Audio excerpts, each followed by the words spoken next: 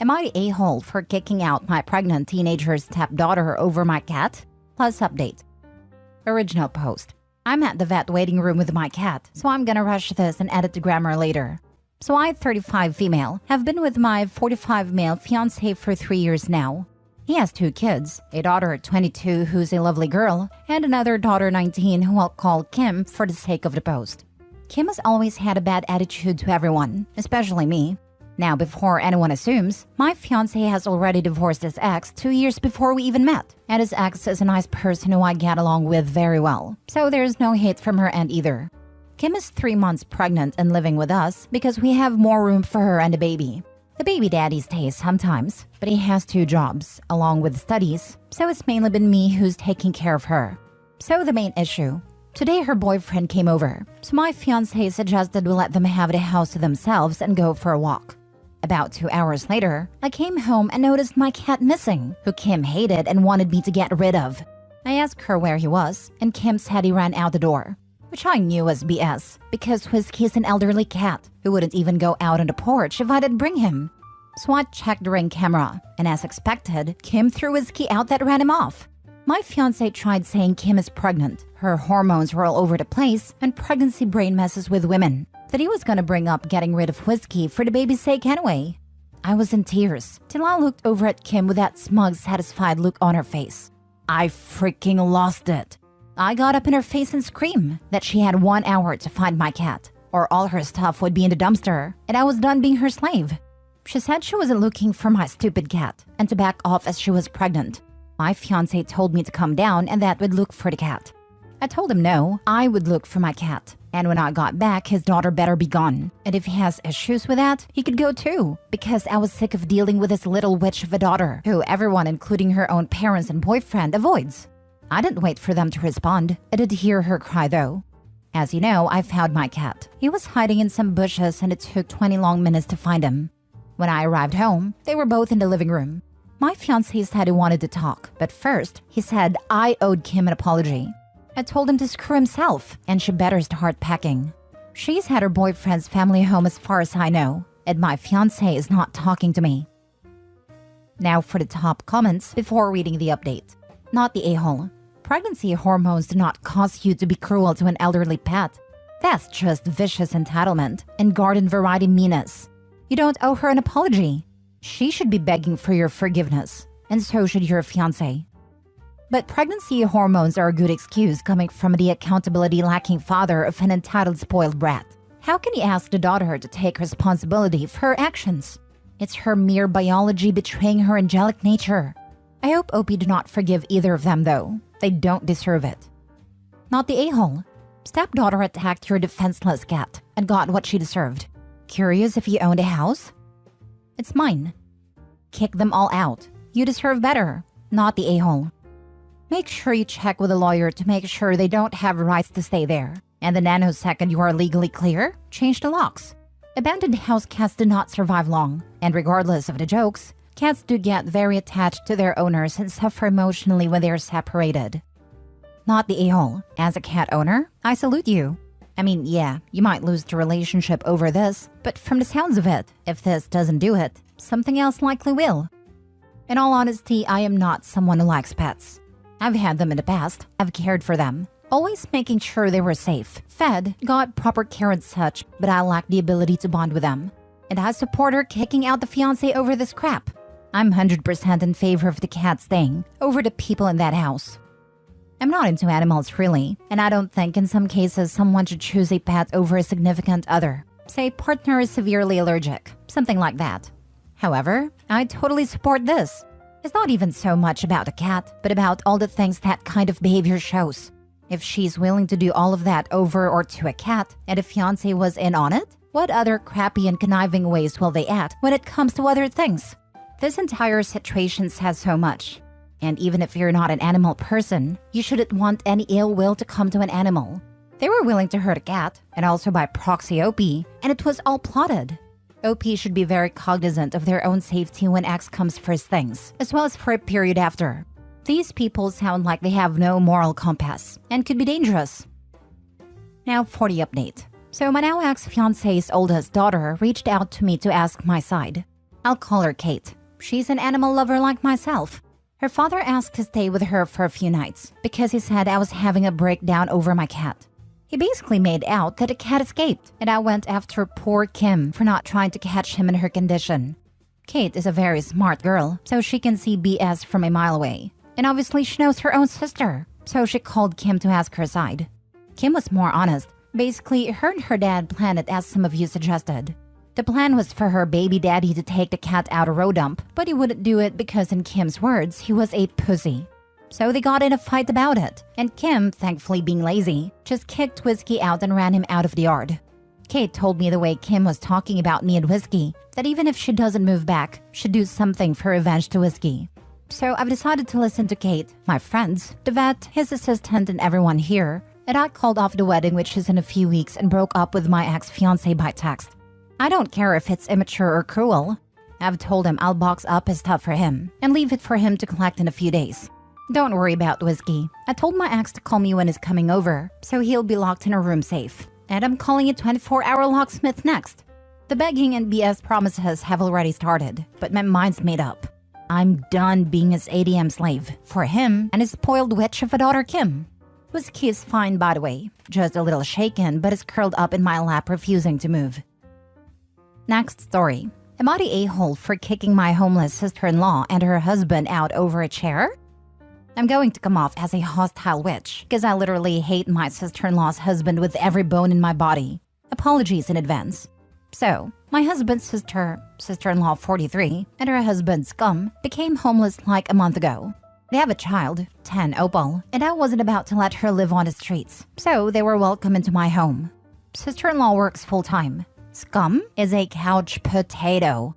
I set very clear stipulations on them being here. Scum was to get off his butt and partake in house chores, since he refuses to be employed. Sister-in-law was to purchase their own food and cover their portion of living expenses. Sister-in-law has done her share, while Scum complains about having to do a woman's job. As in, ain't it a damn woman's job to load up these dishes in the wash? I told my husband to deal with Scum, because again, I can't stand this excuse of a man. He has spoken to Scum on several occasions. Scum will oblige to house chores as instructed for the duration of maybe 2 days, before he goes back to being a couch potato. Tip of the iceberg while Petty was over a chair. I was outside grilling, because apparently that's a woman's job as well. My husband and sister-in-law were both working. I wanted to sit down because I'm heavily pregnant and grabbed the nearest chair to me, which happened to be owned by Scum. Roughly 15 minutes later, I get a text from sister-in-law saying, "Can you please put Scum's chair up? He doesn't want anyone using it." I ignore the text and continue grilling and using Scum's chair, because it's all that's out there at that given time. Sister-in-law comes home maybe an hour later, sees Scum's chair still outside and says, "I texted you and asked you to put that up because Scum doesn't want anyone touching it." It asks why I ignore it, and I say, "It's a chair. Get over it." Scum comes in and says, "It's my chair, and I don't want anyone's fat in it." Bold, considering he's the only overweight one here. I told him to watch his tone, and he starts talking about how I'm gonna ruin his chair. He wouldn't let up, so I told him to get out. Sister-in-law then defends Scum, saying, "Anyone who has a problem with my husband has a problem with me." So I said, "Good, so you can leave too then." My husband is on my side, but I'm seen as a dirtbag and getting texts from out-of-the-state family members, saying that I'm wrong for kicking them out over a chair that wasn't mine to be using. Now for the comments. Not the a-hole. This isn't about a chair, it's about an unemployed sexist a-hole being rude to his hosts. If they are truly homeless now, I would consider taking in the niece, but the two parents can buzz off. I would have given him a chance to atone. I would have given his chair back, then screamed at him anytime he put his fat ass on any other furniture, including any beds. Make that bed, idiot. Lol. Nothing was stopping the unemployed fatso from going outside to fold up his own chair. I guess he considers that to be women's work too. In Opie's place, I'd have asked him what he actually considers men's work. Because he doesn't want to go to work, he doesn't want to do any work in the house or garden. What, in his opinion, is it that he is supposed to do? And if the answer to that is nothing, then how does he justify his existence? And why should anybody else support him? I feel so bad for your sister-in-law. You can't have the best self-esteem to be with a parasite like this. Not the a-hole. Unfortunately, her self-esteem is completely squashed. By herself, she's a damn good woman. She's funny, intelligent, and the life of the party. The man, though? It goes without say that for the past 11 years, people have been begging her to leave him. Some people can't be helped. Have you talked to sister-in-law about how her daughter is being impacted by her father's treatment of her mother? Does she really want her daughter growing up to think that it is okay to be treated like a workhorse while her husband sits on his ass? You mentioned that sister-in-law's self-esteem has been squashed. She needs a come-to-Jesus talk, that not everything revolves around accepting the treatment handed out by scum. She needs to put her daughter first, being a good role model, and helping her daughter grow into a successful, independent woman, not the a-hole. Tell the out-of-the-state family members to take them in, especially if they're not satisfied with how you did it. If they want to help so much, they can take them in. Last story. Am I the a-hole for punching my sister's fiancé? So I realized that title doesn't sound appealing, but hear me out. I, 32 male, and my wife, 33 female, have an 8-year-old daughter who is phenomenal and I adore her. And she has always enjoyed spending time with my sister, 27 female. Let's call her Clara, fake name, and she's engaged to her fiancé, 27 male Howard, fake name. So my wife and I were planning a trip to Honduras to see her grandmother, because she is sadly ill, and her wish was to see her granddaughter. And my wife wanted me to come for support. We wanted our daughter to come, but she hates planes and refuses to even step foot in an airport. So I asked my sister if she could come and watch her. She said yes, but Howard wasn't too happy about it. So I told them we'd be gone a week and I'd pay them when we returned. Unfortunately, my wife's grandmother wasn't doing any better and her health was getting worse. So the only thing keeping my wife happy was our daughter, who we called every day. The first 2 days she was happy and was saying how much fun she was having with Clara. But then on the third day, she wasn't very talkative, but we just assumed she was just tired. On the fourth day, she didn't even answer a FaceTime call. So I called Clara to find out what was going on. She claimed that my daughter was simply exhausted from all of the fun they had been having. I didn't really buy it, but I decided to disregard it. Now, on the fifth day when I called my daughter, we heard yelling. So my wife called her friend, Sarah, to get our daughter and the police involved. We returned right away after explaining the situation to her family, who were very understanding. And as soon as we returned, we went to Sarah's house. Howard was yelling while playing Xbox, and it scared her, so she dropped a plate. But Howard got upset and told her to clean up and drag her away from the camera. After we landed, we headed straight to Sarah, to which we saw our daughter, and she ran towards us crying and just holding us both. After a while, she let go and explained everything. So around the third day, Howard started yelling at her to clean or be quiet. And he wouldn't let her eat dinner because we spoiled her. And Clara was just letting it happen, telling her that she has to understand if she ever wanted a boyfriend. I was horrified, because who says that to an 8-year-old? When the cops arrived, they couldn't do much because everything appeared to be in order. But because my daughter wanted to go with Sarah, they allowed Sarah to take her. So I thanked Sarah and we drove home. When we arrived at our house, my daughter immediately went to her room while holding my wife's and my hands and said she wanted to sleep with all of us. I kissed her forehead and said I had to take care of some business, and she looked sad. But my wife held her and said, "Don't worry, Daddy will be right back." And that's why I love that woman. She always knows what I'm thinking. I drove to Clara's house and knocked on her door. She answered looking surprised, but before she could say anything, I forced my way inside and saw Howard drinking a beer. He looked at me and said, "The F you want?" I asked him why I treated my daughter that way, and he said that she needed to know how the real world works. When I called him an idiot for even saying that, he got up and walked towards me, thinking I'd be intimidated because he was taller.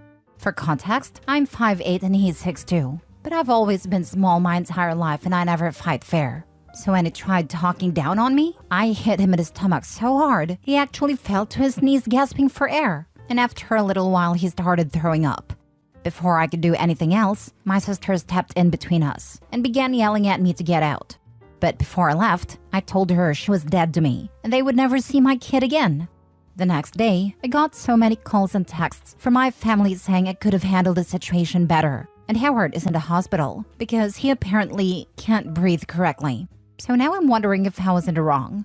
My wife and her family say I wasn't at all wrong, but I keep thinking could have handled the situation better. So now I'm thinking I might be the a-hole. The guy had it coming. Your sister unfortunately is a tool, and Howard is gonna use her up and throw her out once he had enough of her. It is best to stay in no contact with her, because she won't have your daughter's safety in mind, especially with Howard running her life. Howard needed to learn how the real world works, not the a-hole.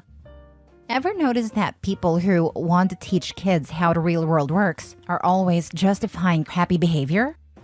Don't talk to anyone. They could record you. Guy could file a police report or sue you to cover medical bills. He advanced on you in an intimidating manner. You felt threatened. 2 against 1. Exercise your right to STFU. Mutually assured destruction. Howard takes it to the police, and OP explains that Howard was abusing his child. And they have the previous call and file that something was wrong, and they got the child out of the situation. Might not be enough for charges, but he'll learn how the world works when word gets out. And if they can bring charges, he'll really learn, because they don't like guys who hurt kids in prison. OP may still want to take his kid to get a medical checkup though. The creep mentioning boyfriend set off not only the bad warning bells, but also the it gets even worse warning bells. Oh, and lawyer up. Expect that this guy will or someone will on his behalf. Write down everything as best as you and everyone else can remember about this, no matter how inconsequential it may seem. Get screenshots and timestamps. Anything and everything. Don't talk to anyone outside of your lawyers. Volunteer nothing unless the lawyer recommends it. And of course, therapy for the kiddo.